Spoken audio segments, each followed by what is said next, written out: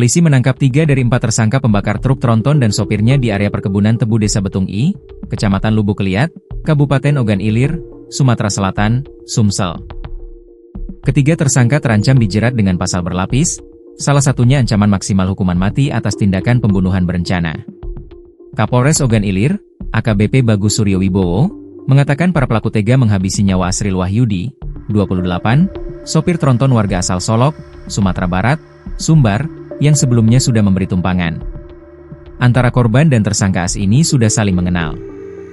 Jadi perantara komunikasi antara mereka yakni tersangka As, ujarnya dalam rilis tersangka di Polda Sumsel, Senin, 20 Oktober 2025. Aksi pembunuhan sadis yang menewaskan sopir truk tronton di kawasan perkebunan tebu Desa Rengal, Kecamatan Tanjung Batu, Kabupaten Ogan Ilir, OI, akhirnya terungkap. Subdit 3 Jatanras di Treskrimum Polda Sumsel bersama Satreskrim Polres Ogan Ilir berhasil mengungkap motif para pelaku yang tega membakar truk beserta korbannya hingga tewas mengenaskan. Korban diketahui bernama Asril Wahyudi, warga asal Tangerang yang tinggal di Palembang.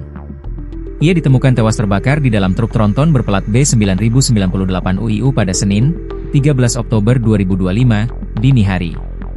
Warga yang menemukan truk terbakar awalnya mengira insiden itu kecelakaan biasa. Namun setelah api padam, terlihat jasad manusia di dalam kabin truk.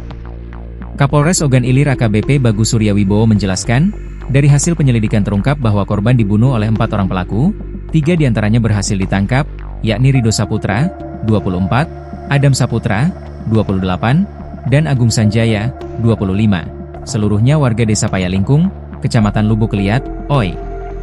Motif para pelaku murni karena ingin merampas truk korban. Mereka awalnya hanya berniat menumpang pulang, namun kemudian timbul niat jahat untuk menguasai kendaraan tersebut, ujar AKBP Bagus, Senin, 20 Oktober 2025. Keempat pelaku diketahui sempat mencari pekerjaan di sebuah proyek. Namun karena tidak cocok dengan perjanjian kerja, mereka memutuskan untuk pulang dan mencoba menumpang kendaraan yang lewat.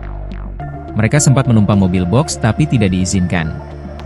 Tak lama datang truk tronton putih yang dikemudikan korban. Karena sudah saling mengenal, korban mengizinkan keempatnya naik, kata Kapolres. Namun di tengah perjalanan, para pelaku mulai melancarkan aksinya. Korban dicekik hingga tewas di dalam kabin truk. Setelah itu, pelaku berusaha membawa truk ke Lampung untuk dijual, namun gagal karena truk mogok di area perkebunan tebu.